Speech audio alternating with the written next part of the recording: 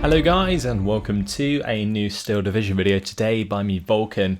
Today I have you Capkaverne versus Yoda in game 1 out of 2 games in the European Steel Division League Code S.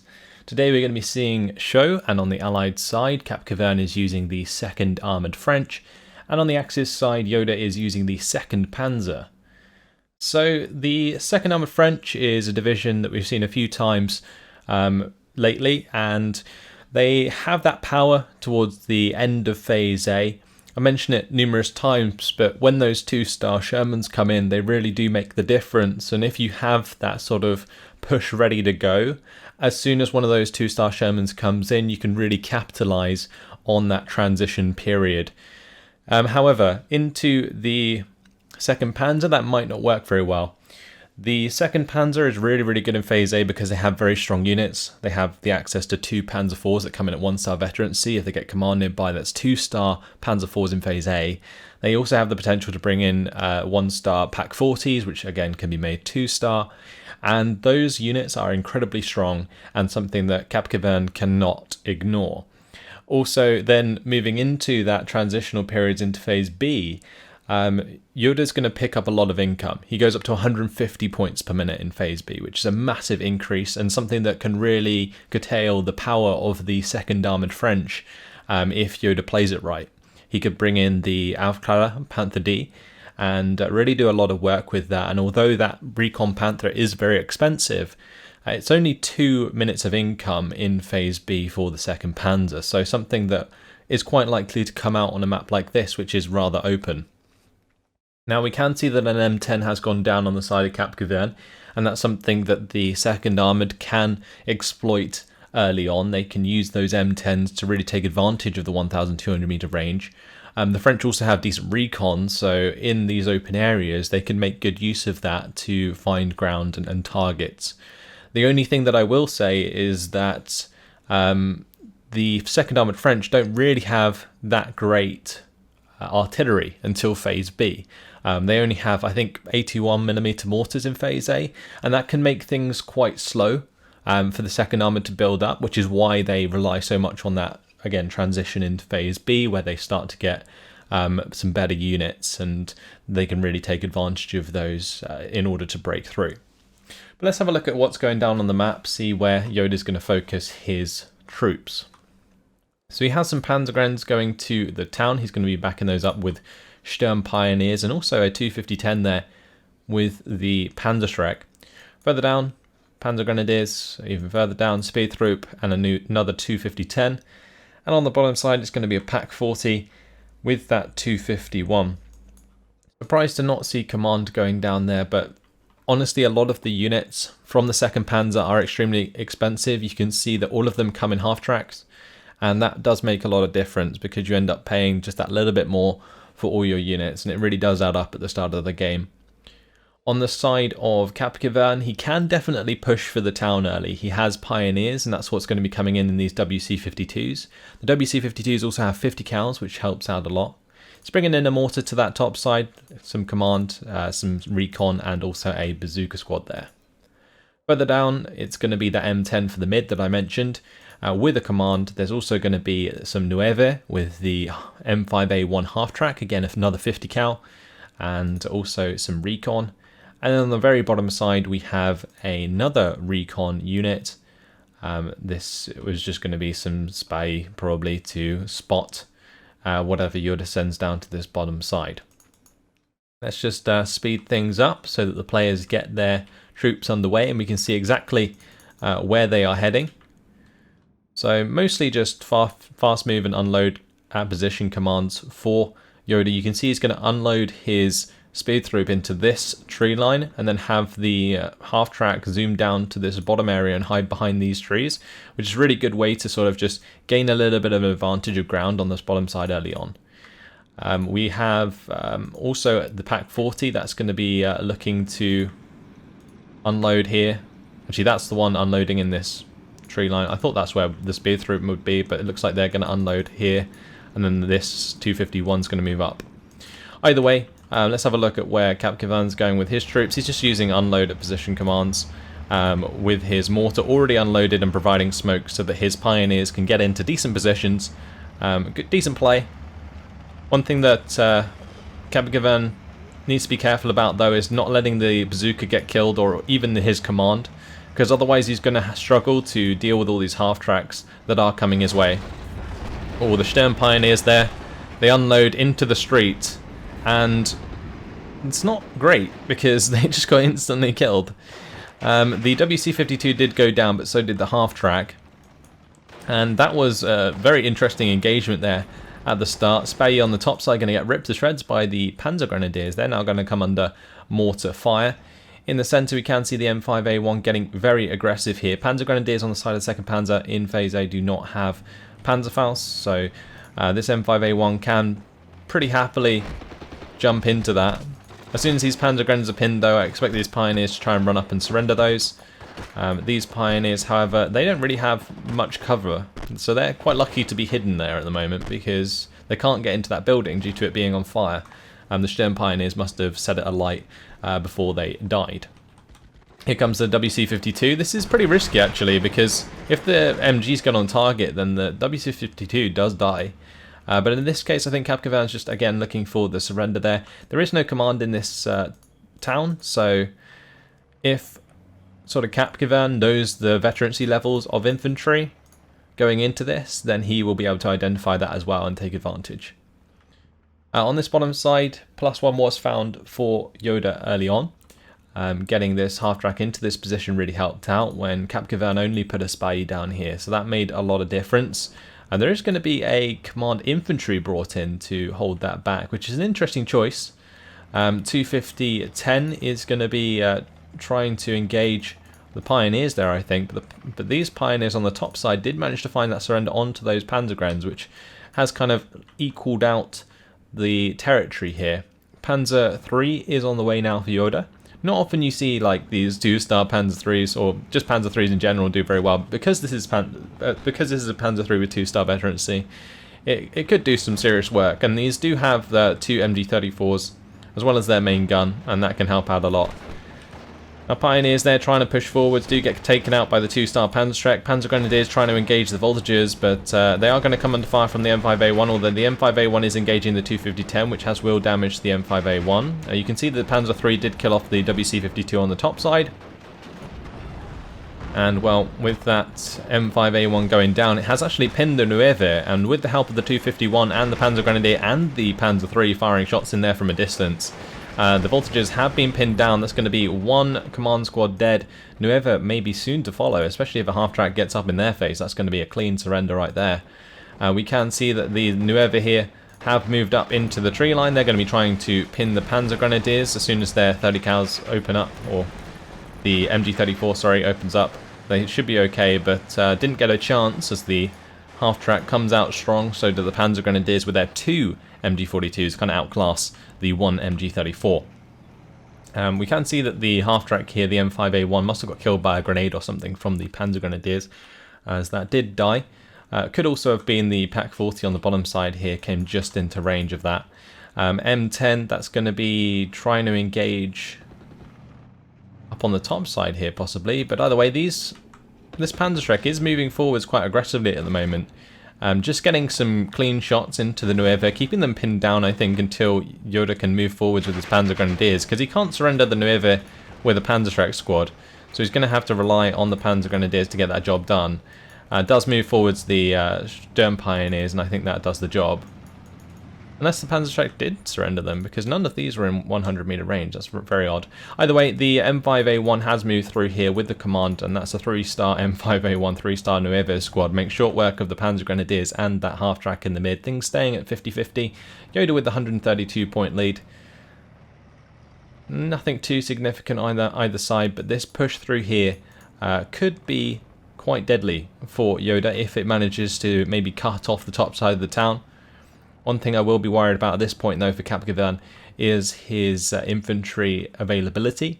You generally don't have much of it in Phase A, and that could be something that takes effect here.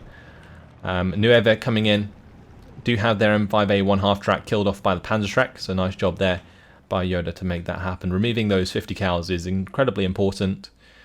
This is an interesting engagement though waiting to happen. M10 versus the Panzer IV-H.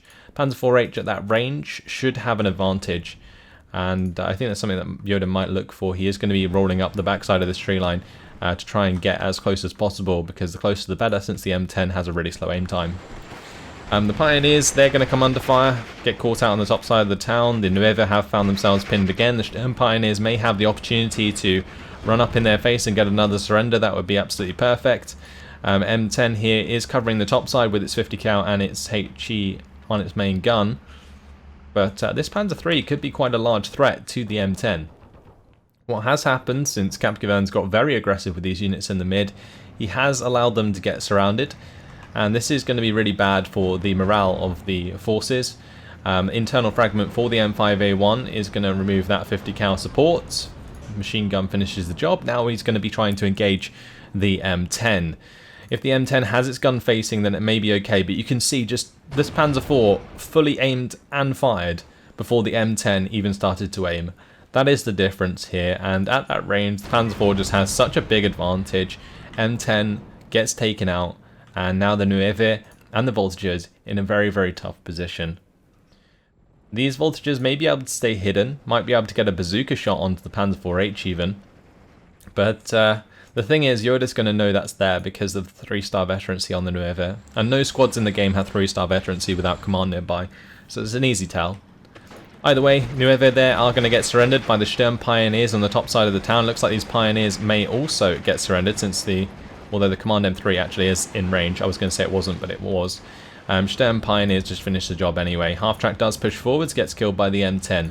And this is going to be an interesting opportunity here to show off what this 250-10 can do at close range. If Yoda gets his Panzer III to move up against this tree line and the 250-10 to move forwards, he could probably double team the M10 with those two units and get the kill, which would be absolutely fantastic. Now the half-track going down in the meantime though for Yoda, and we can see that Yoda took out the supply that was supplying the 81mm mortar, so good kill there by Yoda. Just sort of taking away those points from Capkaverne early on, but the kill on the M10 in the mid here is quite decisive. Panzer Grenadiers now pushing forwards. Nueve and the Voltigeurs ready and waiting to open fire, but cannot really, as they will come under fire from the Panzer IV-H and the 251. There is an M5A1 pushing up in the mid. Panzer IV-H will be moving downwards to deal with that. However, if these infantry end up revealing themselves, then it could sort of bait the Panzer IV-H into engagement. And Nueve and Voltigeurs just going to move back, and rightly so. This M5A1, if it gets into a decent position here, could be quite a pain in the ass for this Panzer IV, because at close range an M5A1 can of course take out a Panzer IV and will actually have a quicker aim time. Especially with the veterancy provided by the Voltigeurs here, this could be a really nice engagement for Capkaverne if he makes it happen, but the Panzer Grenadiers making short work of that command, so command's no longer a factor. One of the half-tracks does go down, but this Panzer IV-H has work to do. It doesn't want to get double-teamed by two Stuarts. He needs to make sure that he hurries up with this engagement and gets on target here. So here we go, Panzer IV-H coming around the corner is going to take shots from the M3A3. Internal fragments it first shot, lovely jubbly. That's exactly what he wants to see. Over on this top side, Spy are being aggressive, are going to get surrendered to the Panzerschreck and Panzer Grenadier. M10 really can't do too much. Panzer IV finishes the job onto the M3A3, removing more command from Capkaverne, and Yoda really has a dominating position here in the early game, using these Panzer IV-Hs to great effect. He's just about to move into Phase B as well, and with already this positioning on the map, it's going to be very, very difficult for Capkaverne to come back into this Phase B, because Yoda can quite simply just reinforce his position and get a Aufteile Panther D in, for example, and that will just completely control this top side.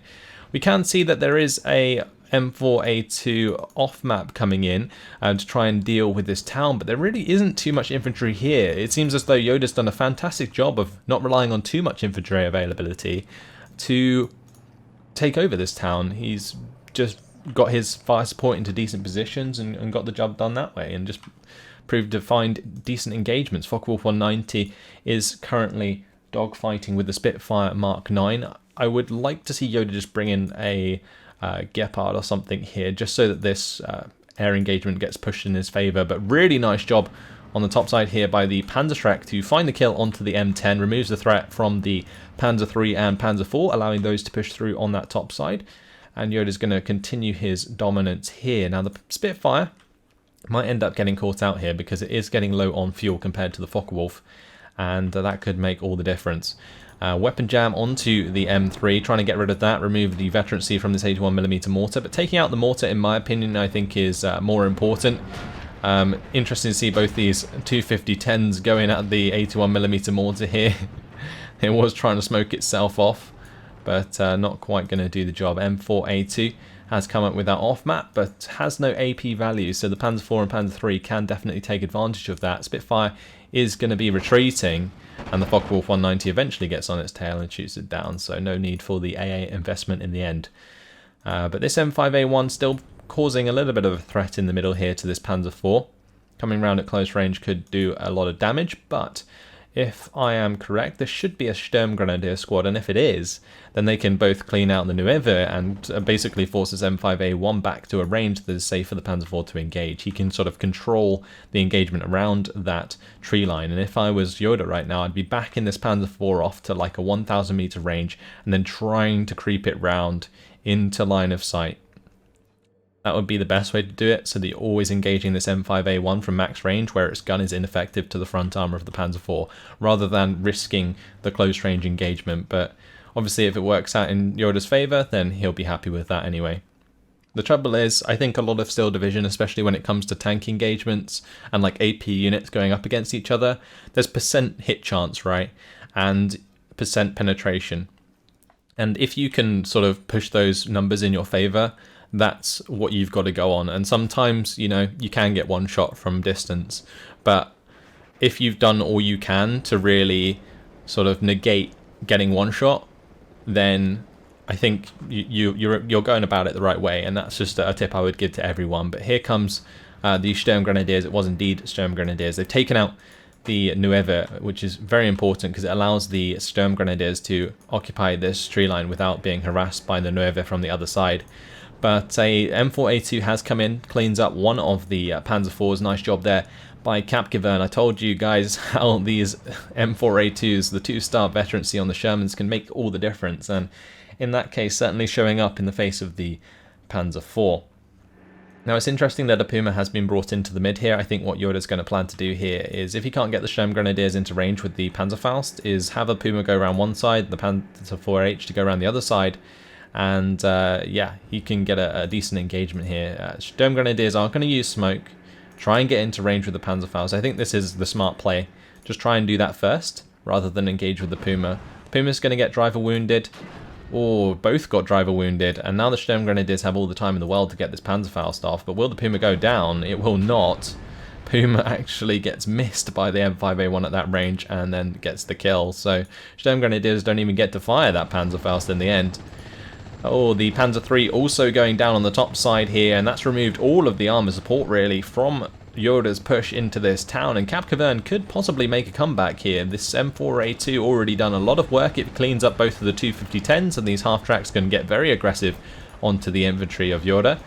There is still a Panzerschreck here though, and currently that is not being killed. Okay, it has just been found, does get taken out, so that's good, because otherwise that could have definitely put a dent in Capkaverne's plans. Here comes the off-map again though. That has the potential to pin both the 250-10s and all the infantry in the town, and it looks like Capkaverne might be able to make a bit of ground here. So these Panzer Grenadiers getting ripped to shreds. You can see just how quickly the men are dying there. Off-map is coming down, is going to force back that half-track. Hasn't hit anything significant yet though, but this is a solid push from Capkaverne into Phase B. The only trouble now is that Yoda is just sitting on that 150 points per minute income, has a Panzer IVH in the mid with a 232 and a Puma. There's a second Panzer IV coming in, and basically I feel like Yoda's going to have all of the units he needs really to contest Capkaverne in the mid-game. He's also got a Jagdpanzer IV on the way, and those are incredibly difficult for the French to deal with because the best tanks that they get, or the highest AP that they get, is 13, and that is never going to penetrate a Jagdpanzer at maximum range. So Jagdpanzers are like the ultimate counter to the second Armoured, and I'm pretty sure Yoda's well aware of that. So M4A2 going to be taking out the Panzer track there. That's not going to get a kill. Spy was in the good place there, just I think in the 400 meter range to spot that, unless the M4A2 was missed by a Panzer track, but I didn't see its morale affected, so I don't think that was the case. Either way, getting rid of those Panzer track squads is very, very good for Capkaverne, as it does give him a lot of space to work with. Spy are going to be taken out on the bottom side of the town, I would expect. And once that is done, that may leave Capkaverne a little bit blind, but the M4A2 will be happy to engage the Puma from max range. Also the Panzer IV, since it does have that extra veterancy going for it. It might also be able to take out the Puma and the 232 without engaging the Panzer IV, which would be even better, because then you remove the extra veterancy from the Panzer IV for when you want to engage with the M4A2. Like, sometimes taking out the command before you engage the tank itself is a better play. Pak 40 here is going to be running right into some Spy. That's going to be interesting, because I would expect the Spy to actually be able to get the kill, but the Pak 40 just going to fire at max range. The machine gun on the half-track just might make the difference here. Also, the Pak 40, of course, does pin the Spy quite nicely, but you can see the damage being dealt. Pak 40 should be able to pin that, though. Yeah, and that's going to be a surrender. Focke-Wulf engaging Spitfire once again, overhead. Ramsch is coming up the main road, actually misses its first shot at that range, which is rather unfortunate for Ramsch. Crew wounded as well. 250-10 going to try and get involved here. M4A2's coming up to help out as well. Internal fragments onto Ramsch, so that's completely disabled. Internal fragment onto the M3A3. Trading blows, but the 250-10, what's that going to do against an M4? Nothing. Ramsch and the 250-10 do go down. Jagdpanzer does have a shot onto the command car M3, does take it out, which now leaves the advantage in favour of Yoda. However, this M3A3 can also provide commands, so Capkaverne may make good use of that, and I think that's what he's going to try and do here. Sturmgrenadiers moving into this town now. The infantry sort of in this mid-game definitely falling in favour of Yoda. Like, these Sturmgrenadiers and the Sturm Pioneers, great in combination to really rip a lot of this French infantry to shreds. And the French infantry isn't bad by any means, but just the fact that Yoda can bring in so many of these Sturmgrenadiers, he can bring in like 3 squads every tick, and that's a lot of infantry to deal with for what is a division that doesn't really have that much infantry availability. So the M3A3 does go down. That removes the veterancy from this M4A2, which completely changes the story up here. Group of Spy are going to be unloaded, but the Jeep goes down. Not that the Jeep really makes a difference, but here we go. This M4A2, going to be engaging a half-track. This one further down takes out the Puma, gets engaged on by the Panzer IV. Panzer IV actually does the job. Jagdpanzer engages the M4A2 on the top side, gets the internal fragments, and it looks like Capkaverne's dreams of bringing this back in the mid-game have really fallen to pieces now, because all this Panzer IV needs to do is pursue the M4A2, and that's pretty much job done. Another Befehl Panzer IV is on the way. Jagdpanzer has all day long to support these troops in the town, and the +2 now for Yoda is making a lot of difference. We now also see the Gepard coming in to secure these air engagements. M4A2 is going to get weapon jammed by the Puma. Puma takes it out at that range, easy peasy. And yeah, Capkaverne is left wanting moving into the late game. He will have a little bit extra income over Yoda in the late game, but won't have the units really to make a difference. Yoda can start bringing in Panthers, and that's really, really scary for the second Armoured to deal with. And being in a position like this for the French, moving out of Phase B is just the worst.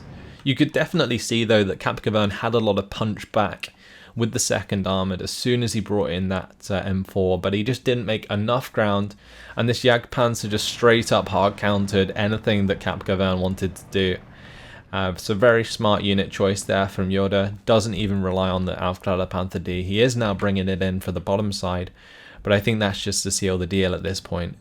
There is an M4A3 on the way, 76mm. This will definitely be able to engage these Panzer IVs out of range and do a lot of damage.